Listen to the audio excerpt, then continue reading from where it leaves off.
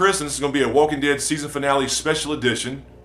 Yeah, I like the sound of that. We'll call it a special edition. First of all, let me apologize. I wasn't able to get to the second half of the season as far as weekly breakdown and reviews, but I've been so busy with the Game of Thrones Season 6 hype, collaborations, work, all that real life stuff, etc. I just couldn't get to it, but I did want to do this quick little video on the finale and really get down to the nitty gritty of who it was. Was it any, many, mighty, or mo?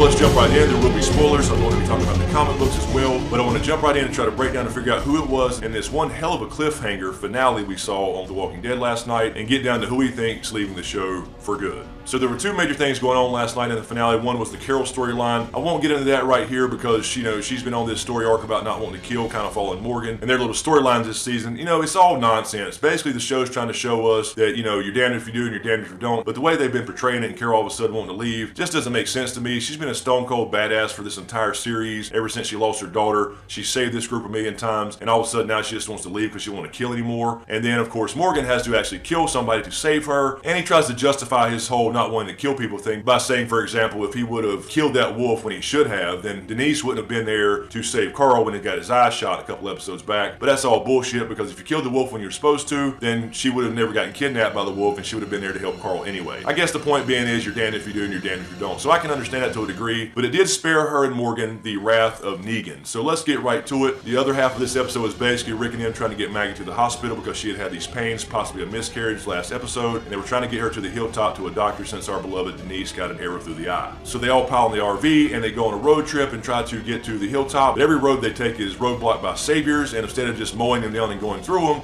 they decided to keep backing up and trying different routes, and eventually they ran out of options. So Eugene decided to self-sacrifice and take off in the RV alone and allow the rest of the crew to carry Maggie on a stretcher on foot to try to get to the hilltop to fool the saviors. Long story short, it didn't work. They got busted anyway. They got caught. You heard the whistling in the woods as they were walking, and they all got brought to the central location, apparently some campsite in the middle of the woods somewhere, and they all got lined up just like in the comic books. Now, I will say that Glenn is the one who dies in the comics. Everybody thinks it's Glenn, obviously, because they did follow the comics pretty closely this year, more than in years past, but I don't think it's Glenn, and it's based off one thing: the actual cinematography of the show. So I did rewind a million times and do the Zapruder film thing, and first off, let's go over the lineup of how our characters were lined up kneeling in front of Negan. So from Negan's perspective, when he was introduced, which I thought was a pretty badass introduction, by the way, I really like Jeffrey Dean Morgan. He's a hell of a damn character, and it's going to be interesting to see what makes him tick. But from his perspective, facing our group kneeling on the ground, from Negan's left to right, it was Glenn, Rosita, Daryl, Michonne, Abraham, Maggie, Rick. Then you had Sasha, Aaron. Aaron. Where is Aaron right now? Carl, and Eugene. Now, I know a lot of speculation has been going on the last few months about it's going to be either Daryl or it's going to be Glenn, because Glenn is the one who dies in the comics when he meets Lucille, and Daryl has this other show coming out, but it is a short documentary type show, I think, or a miniseries, so that doesn't really mean anything, and there's no real reason to kill Daryl right here just for straight up shock value, because he just got shot in the last episode, and you heard Dwayne say, "You'll be okay," so that tells me it's probably not Daryl. There'd be a huge backlash if they killed Daryl, although that's ballsy, and I would respect that, but there'll be a huge backlash because apparently Daryl is the heartthrob of the series.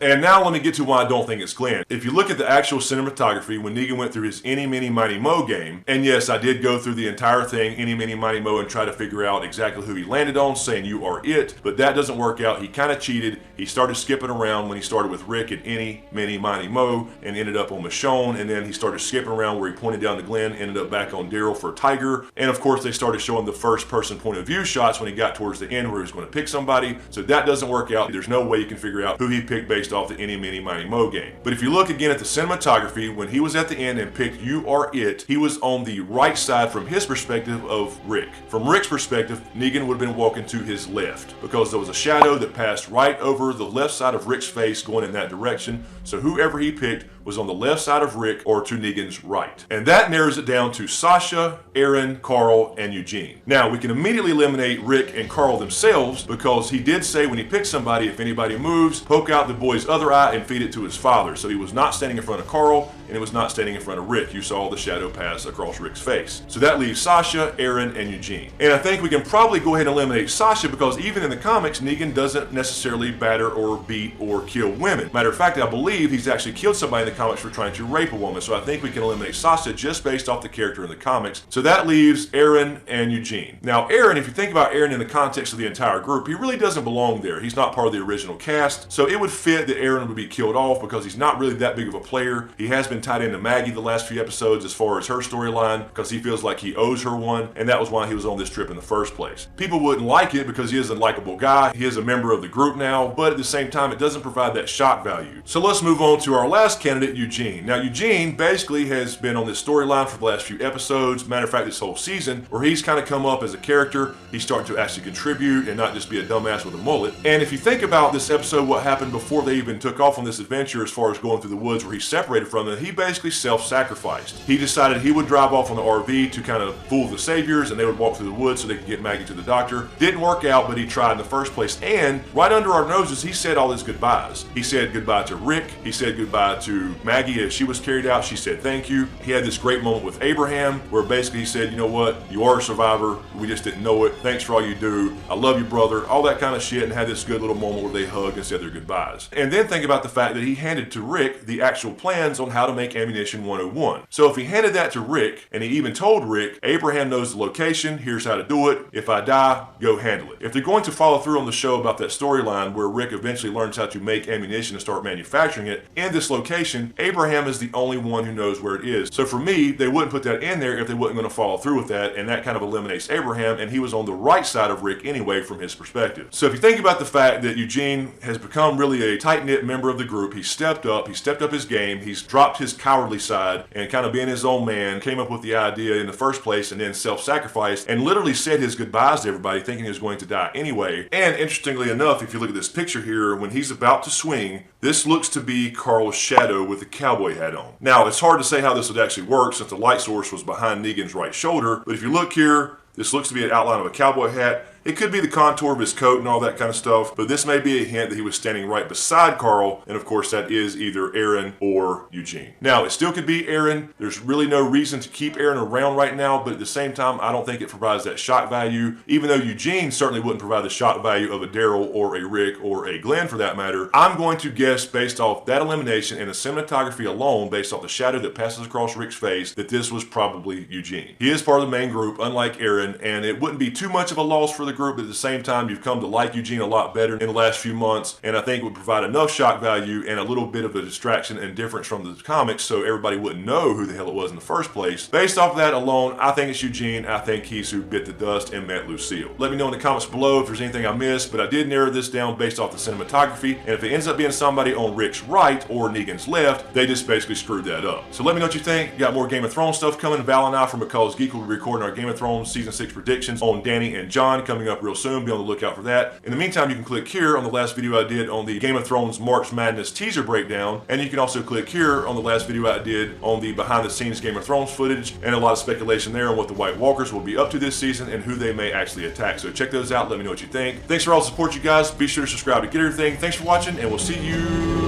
next time.